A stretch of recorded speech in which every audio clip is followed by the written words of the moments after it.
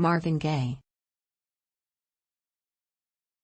In today's video we'll learn about Marvin Gaye.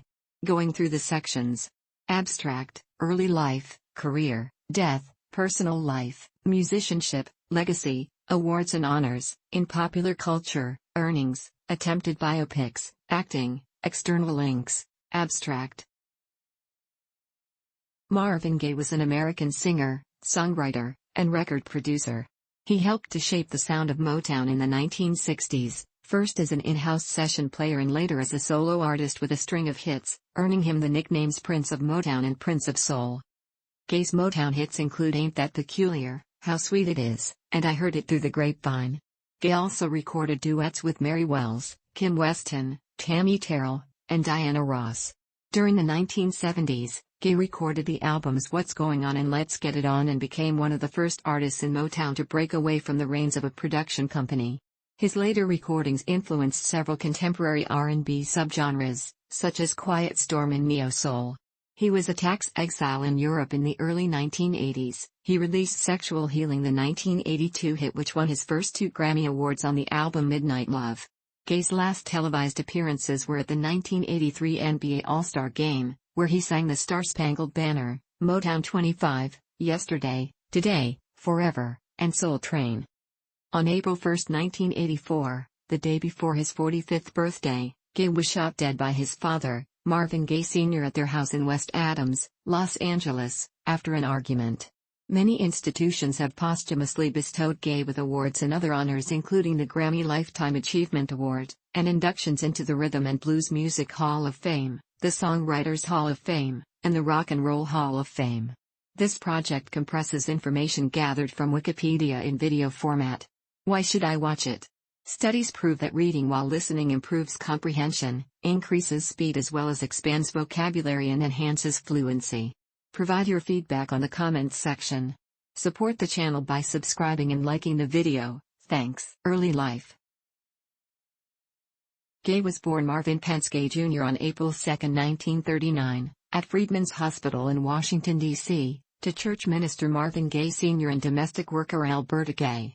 His first home was in a public housing project, the Fairfax Apartments, now demolished, at 1617 First Street Southwest in the Southwest Waterfront neighborhood. Although one of the city's oldest neighborhoods, with many elegant Federal-style homes, Southwest was primarily a vast slum.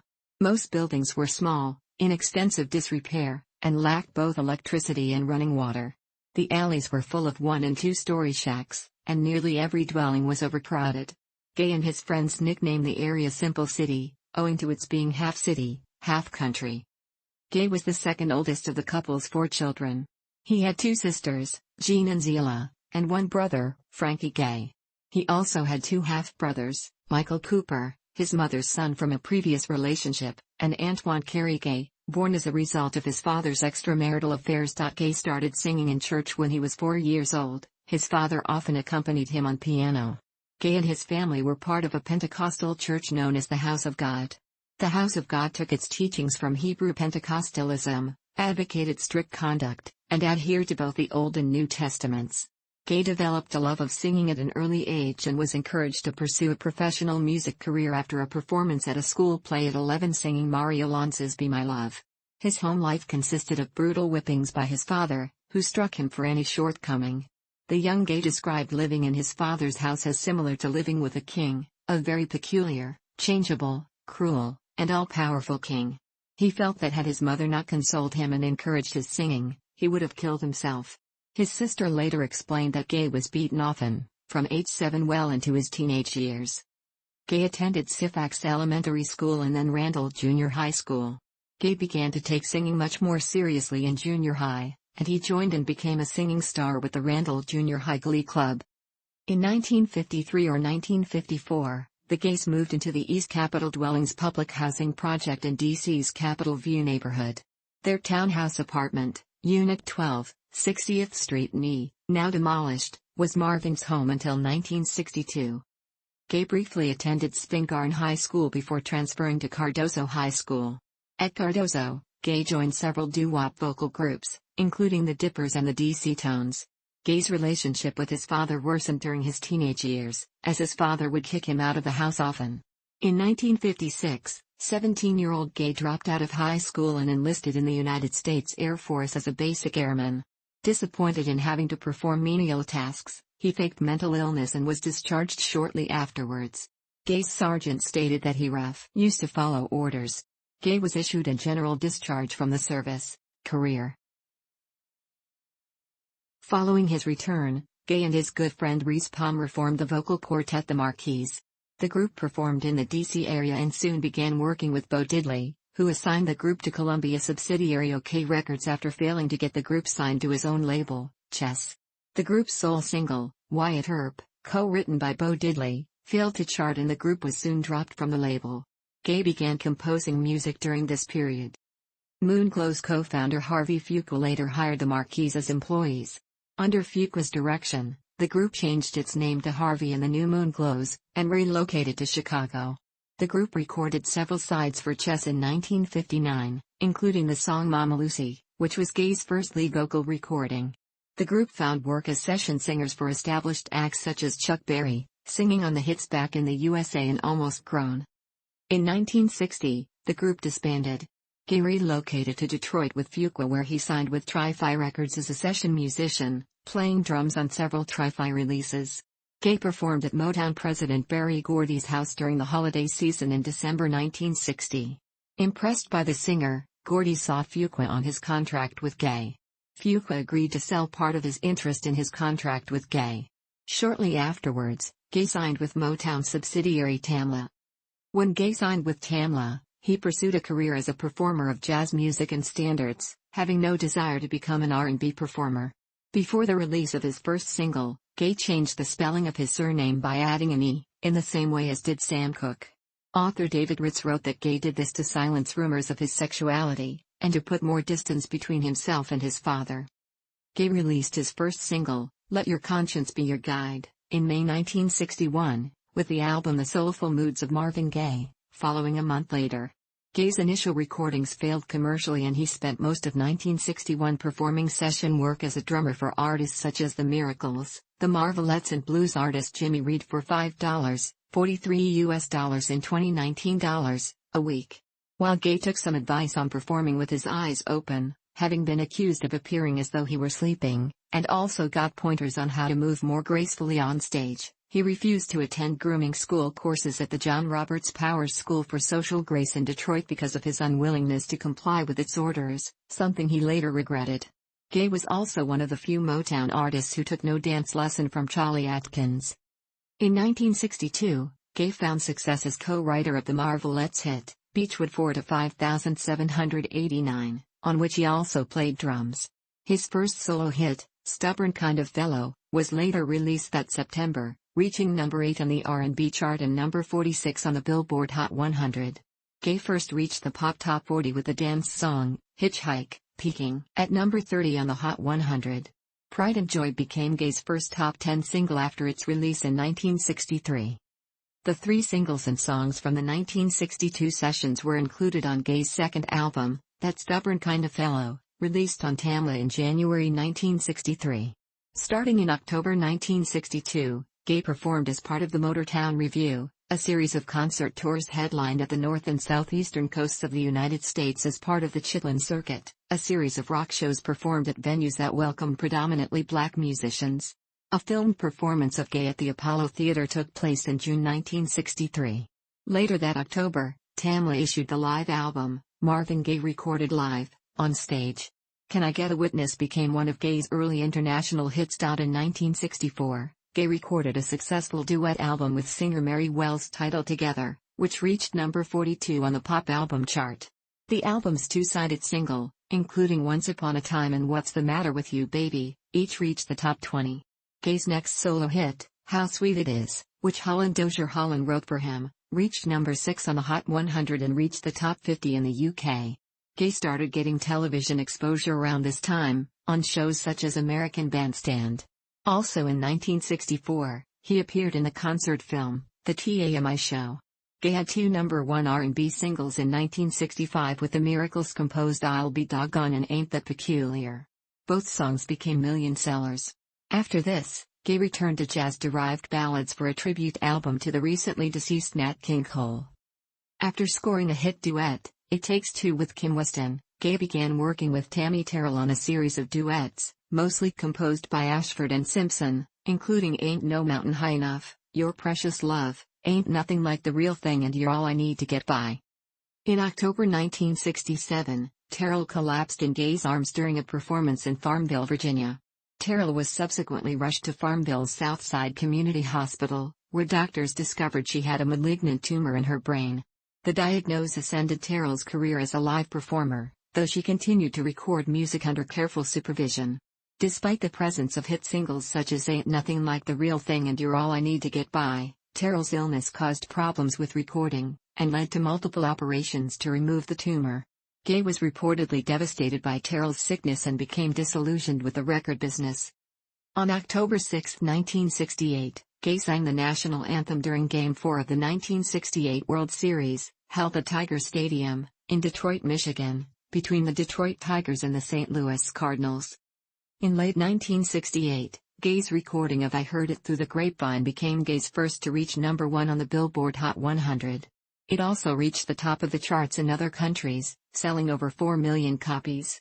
However, Gaye felt the success was something he didn't deserve and that he felt like a puppet Barry's puppet, Anna's puppet. Gaye followed it up with Too Busy Thinking About My Baby and That's the Way Love Is, which reached the top 10 on the Billboard Hot 100 in 1969. That year, his album MPG became his first number 1 album on the R&B album charts. Gaye produced and co-wrote 2 hits for the originals during this period, including Baby I'm For Real and The Bells. Tammy Terrell died from brain cancer on March 16, 1970. Gaye attended her funeral and after a period of depression, Gaye sought out a position on a professional football team, the Detroit Lions, where he later befriended Mel Farring Lambarney. It was eventually decided that Gaye would not be allowed to try out owing to fears of possible injuries that could have affected his music career. On June 1, 1970, Gaye returned to Hitsville, USA, where he recorded his new composition What's Going On, inspired by an idea from Ronaldo Obi Benson of the Four Tops after he witnessed an act of police brutality at an anti-war rally in Berkeley. Upon hearing the song, Berry Gordy refused its release due to his feelings of the song being too political for radio and feared the singer would lose his crossover audience. Gaye responded by going on strike from releasing anything until the label released the song. Released in 1971, it reached number 1 on the R&B charts within the month, staying there for 5 weeks. It also reached the top spot on Cashbox's pop chart for a week and reached number 2 on the Hot 100 and the Record World Chart, selling over 2 million copies. After giving an ultimatum to record a full album to win creative control from Motown, Gaye spent 10 days recording the What's Going On album that March.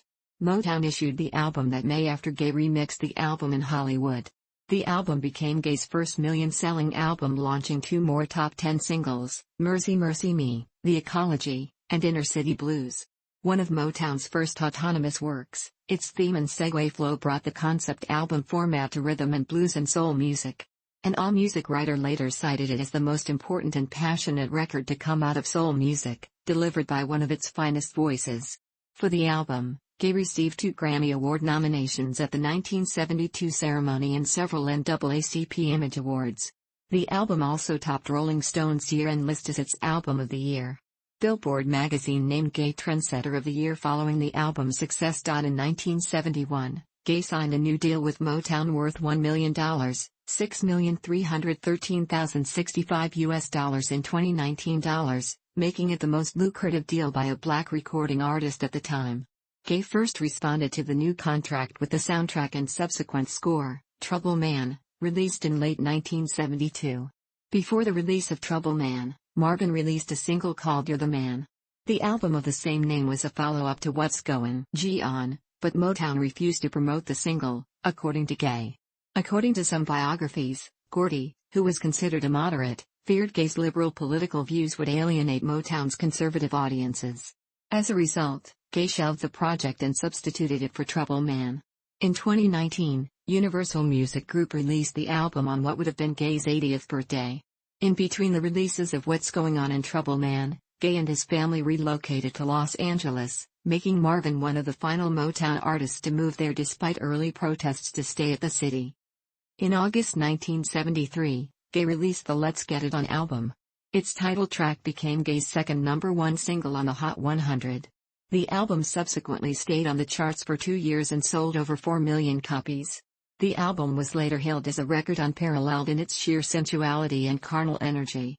Other singles from the album included Come Get to This, which recalled Gaye's early Motown soul sound of the previous decade, while the suggestive You Sure Love to Ball reached modest success on the R&B charts, while also managing to make the Pop Top 50, its success halted by radio refusing to play the sexually explicit song. Marvin's final duet project, Diana and Marvin, with Diana Ross, garnered international success despite contrasting artistic styles. Much of the material was crafted especially for the duo by Ashford and Simpson.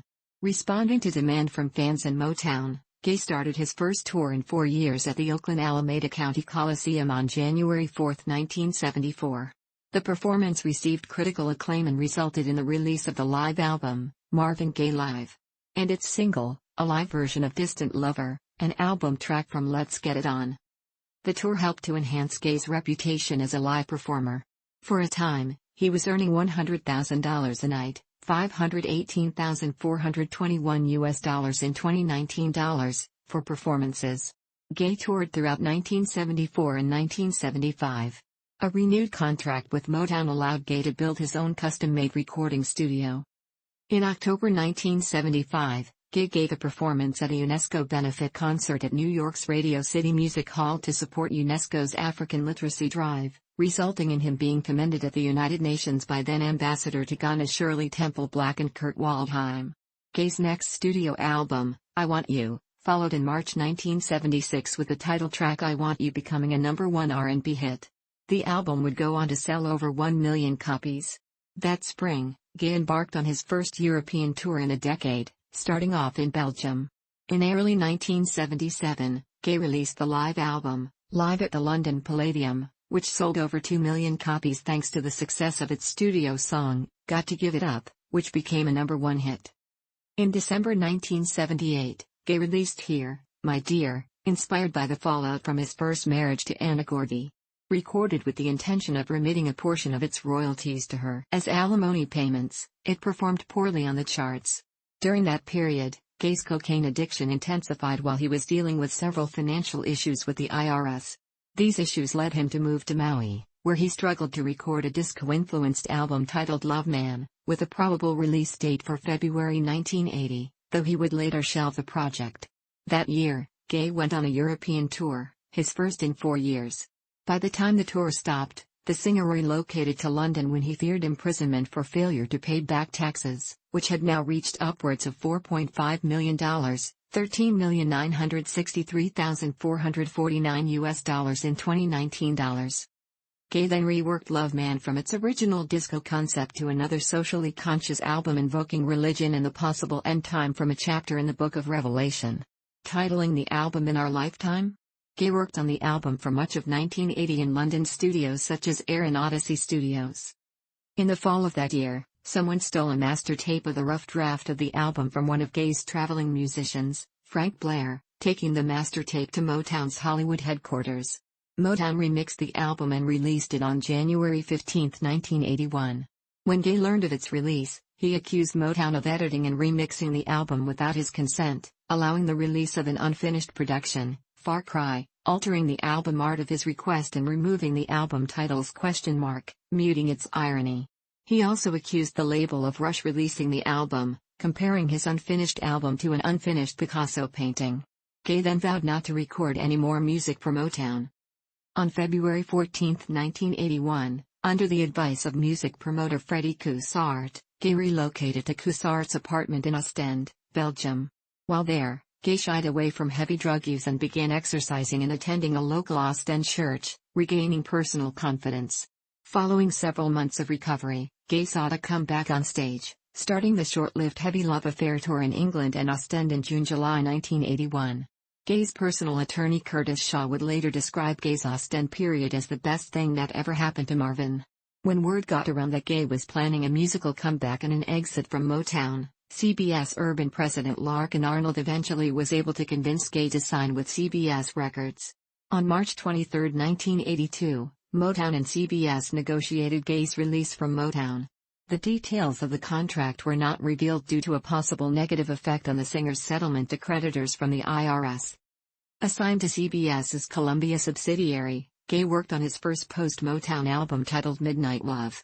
The first single, Sexual Healing, which was written and recorded in Ostend in his apartment, was released in September 1982, and became Gaye's biggest career hit, spending a record 10 weeks at number 1 on the Hot Black Singles chart, becoming the biggest R&B hit of the 1980s according to Billboard stats.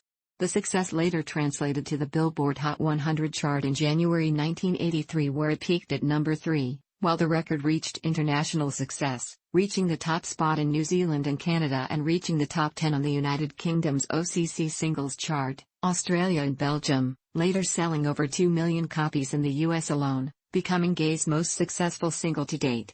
The video for the song was shot at Ostend's Casino Corsal.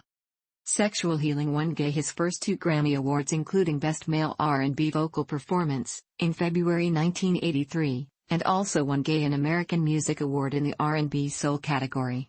People magazine called it America's hottest musical turn-on since Olivia Newton-John demanded we get physical.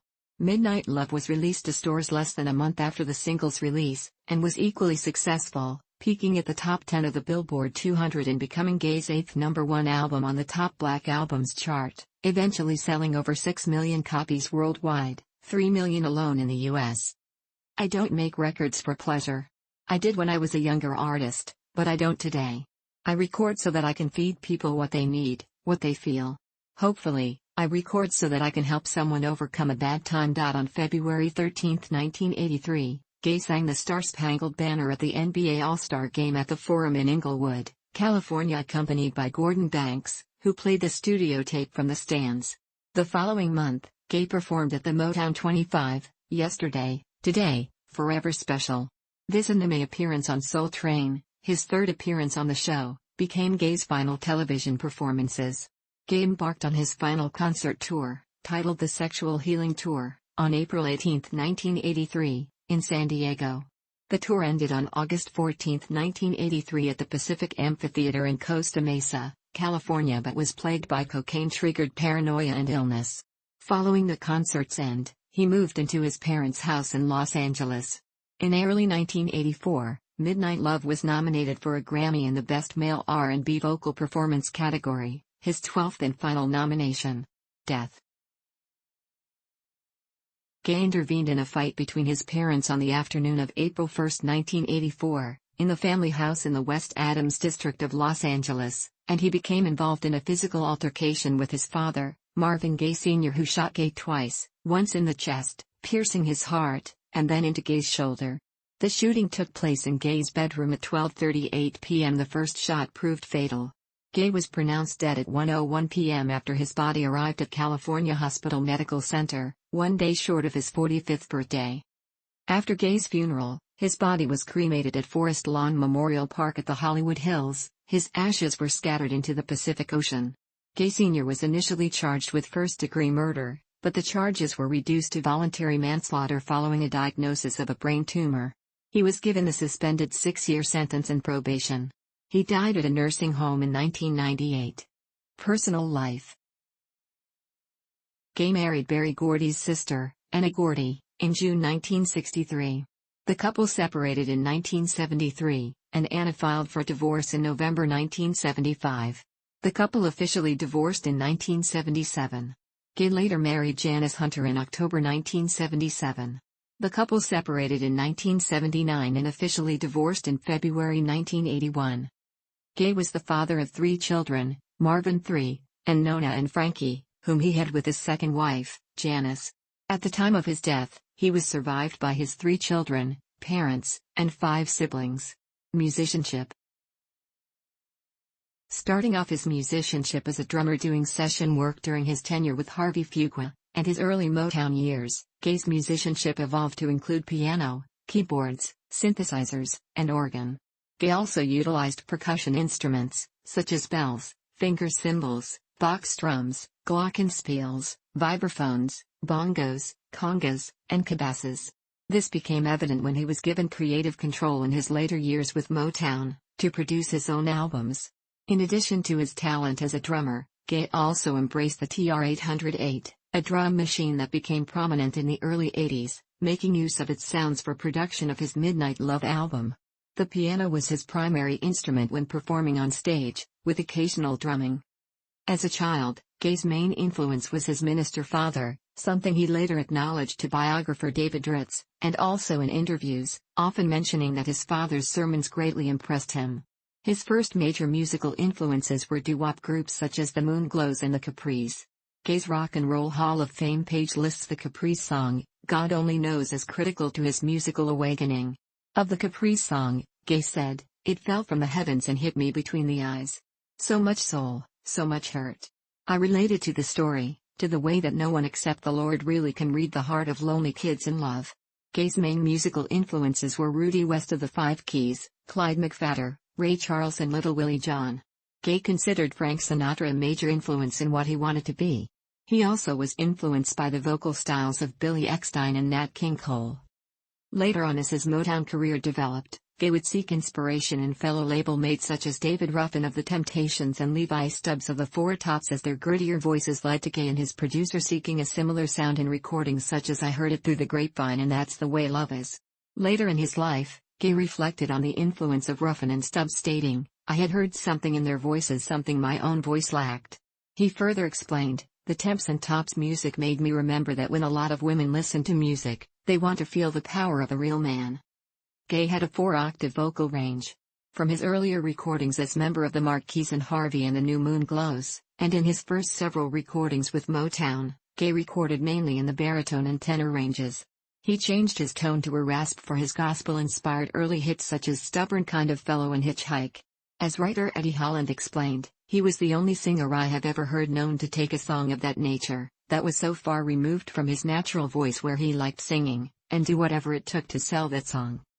In songs such as Pride and Joy, Gaye used 3 different vocal range essinging in his baritone range at the beginning, bringing a lighter tenor in the verses before reaching a gospel mode in the chorus. Holland further stated of Gaye's voice that it was one of the sweetest and prettiest voices you ever wanted to hear. And while he noted that ballads and jazz was his basic soul, he stated Gaye had the ability to take a rough house, rock and roll, blues, R&B, any kind of song and make it his own, later saying that Gaye was the most versatile vocalist he had ever worked with. Gaye changed his vocal style in the late 1960s, when he was advised to use a sharper, raspy voice, especially in Norman Whitfield's recordings. Gaye initially disliked the new style, considering it out of his range, but said he was into being producible. After listening to David Ruffin and Levi Stubbs, Gaye said he started to develop what he called his tough man voice, saying, "I developed a growl." In the liner notes of his DVD set, Marvin Gaye, The Real Thing in Performance 19,641,981, Rob Bowman said that by the early 1970s, Gaye had developed 3 distinct voices: his smooth, sweet tenor, a growling rasp, and an unreal falsetto. Bowman further wrote that the recording of the What's Going On single was the first single to utilize all 3, as Marvin developed a radical approach to constructing his recordings by layering a series of contrapuntal background vocal lines on different tracks, each one conceived and sung in isolation by Marvin himself. Bowman found that Gaye's multi-tracking of his tenor voice and other vocal styles summon up what might be termed the ancient art of weaving. Prior to recording the What's Going On album, Gaye recorded a cover of the song, Abraham, Martin and John, which became a UK hit in 1970. Despite some political music and socially conscious material recorded by The Temptations, Motown artists were often told to not delve into political and social commentary, fearing alienation from pop audiences. Early in his career, Gaye was affected by social events such as the 1965 Watts riots and once asked himself, "With the world exploding around me, how am I supposed to keep singing love songs?" When the singer called Gordy in the Bahamas about wanting to do protest music, Gordy cautioned him, "Marvin, don't be ridiculous. That's taking things too far." Gaye was inspired by the Black Panther Party and supported the efforts they put forth, like giving free meals to poor families door to door. However, he did not support the violent tactics the Panthers used to fight oppression, as Gaye's messages in many of his political songs were nonviolent. The lyrics and music of What's Going On discuss and illustrate issues during the 1960s/1970s such as racism, police brutality, drug abuse, environmental issues, anti-war, and Black Power issues. Gaye was inspired to make this album because of events such as the Vietnam War, the 1967 race riots in Detroit, and the Kent State shootings, as well as the assassinations of Martin Luther King Jr. and Bobby Kennedy. Once Gaye presented Gordy with the What's Going On album, Gordy feared Gaye was risking the ruination of his image as a sex symbol. Following the album's success, Gaye tried a follow-up album, You're the Man. The title track only produced modest success, however, and Gaye and Motown shelved the album. Later on, several of Gaye's unreleased songs of social commentary, including The World Is Rated X, would be issued on posthumous compilation albums.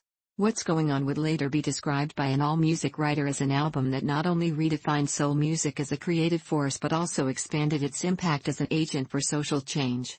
You're the Man was finally released on March 29, 2019, through Motown, Universal Music Enterprises, and Universal Music Group. The What's Going On album also provided another first in both Motown and R&B music. Gaye and his engineers had composed the album in a song cycle, segueing previous songs into other songs, giving the album a more cohesive feel as opposed to R&B albums that traditionally included filler tracks to complete the album. This style of music would influence recordings by artists such as Stevie Wonder and Barry White, making the concept album format a part of 1970s R&B music. Concept albums are usually based on either one theme or a series of themes in connection to the original thesis of the album's concept. Let's Get It On repeated the suite form arrangement of What's Going On, as would Gaye's later albums such as I Want You, Here, My Dear, and In Our Lifetime. Although Marvin Gaye was not politically active outside of his music, he became a public figure for social change and inspired/educated many people through his work. Legacy. Marvin Gaye has been called the #1 purveyor of soul music. In his book Mercy Mercy Me, The Art, Loves and Demons of Marvin Gaye, Michael Eric Dyson described Gaye as someone who transcended the boundaries of rhythm and blues as no other performer had done before. Following his death, the New York Times described Gaye as someone who blended the soul music of the urban scene with the beat of the old-time gospel singer and became an influential force in pop music. Further in the article, Gaye was also credited with combining the soulful directness of gospel music, the sweetness of soft soul and pop, and the vocal musicianship of a jazz singer. His recordings for Motown in the 1960s and 1970s shaped that label's signature sound. His work with Motown gave him the titles Prince of Soul and Prince of Motown. Critics stated that Gaye's music signified the development of black music from raw rhythm and blues, through sophisticated soul to the political awareness of the 1970s and increased concentration on personal and sexual politics thereafter. As a Motown artist, Gaye was among the first to break from the reins of its production system, paving the way for Stevie Wonder. Gaye's late 1970s and early 1980s recordings influenced contemporary forms of R&B, predating the subgenre's quiet storm in neo-soul. Many artists including Barry White, Stevie Wonder, Jermaine Jackson, Frankie Beverly, D'Angelo, Maxwell, Tupac Shakur, Todd Rundgren, Erykah Badu, Common, Nas, Joe, Tina Marie, Chico DeBarge, El DeBarge, Raheem DeVaughn and many others admitted to being heavily influenced by Gaye's musicianship. For his Oscar-nominated role as James Thunder Ely in the film, Dreamgirls, Eddie Murphy appropriated Gaye's 1970s clothing style in the film. According to David Ritz in a 1991 revision of his biography on Marvin, since 1983, Marvin's name has been mentioned in reverential tones in no less than 7 top 10 hit records. Gaye's name has been used as the title of several hits, including Big Sean's Marvin Gaye and Chardonnay and Charlie Puth's debut hit, Marvin Gaye, a duet with Meghan Trainor. Gaye's work has been sampled more than 1,000 times, making him one of the most sampled artists in music history, while his music has been covered nearly 600 times. Awards and honors. The Rock and Roll Hall of Fame inducted him in 1987, declaring that Gaye made a huge contribution to soul music in general and the Motown sound in particular. The page stated that Gaye possessed a classic R&B voice that was edged with grit yet tempered with sweetness. The page further states that Gaye projected an air of soulful authority driven by fervid conviction and heartbroken vulnerability. A year after his death, then Mayor of D.C., Marion Barry declared April 2 as Marvin Gaye Jr. Memorial Scholarship Fund Day in the city. Since then, a non-profit organization has helped to organize annual Marvin Gaye Day celebrations in the city of Washington. A year later, Gaye's mother founded the Marvin P. Gaye Jr. Memorial Foundation in dedication to her son to help those suffering from drug abuse and alcoholism. However, she died a day before the memorial was set to open in 1987. Gaye's sister Jean once served as the foundation's chairperson. In 1988, a year after his Rock and Roll Hall of Fame induction, Gaye was inducted posthumously to the NAACP Hall of Fame. In 1990, Gaye received a star on the Hollywood Walk of Fame. In 1996, Gaye posthumously received the Grammy Lifetime Achievement Award. The Rock and Roll Hall of Fame listed 3 Gaye recordings: I Heard It Through the Grapevine, What's Going On and Sexual Healing, among its list of the 500 songs that shaped rock and roll. American music magazine Rolling Stone ranked Gaye number 18 on their list of the 100 greatest artists of all time, 6th on their list of 100 greatest singers of all time, and number 82 on their list of the 100 greatest songwriters of all time. Q magazine ranked Gaye 6th on their list of the 100 greatest singers.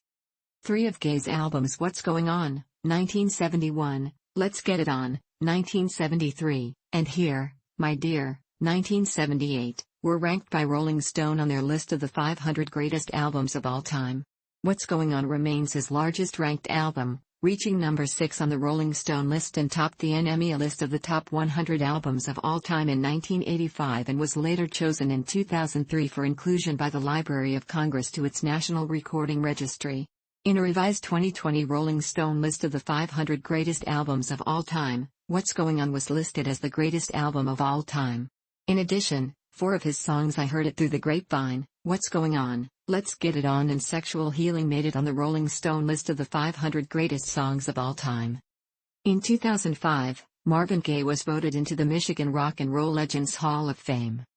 In 2006, Watts Branch Park, a park in Washington that Gaye frequented as a teenager, was renamed Marvin Gaye Park.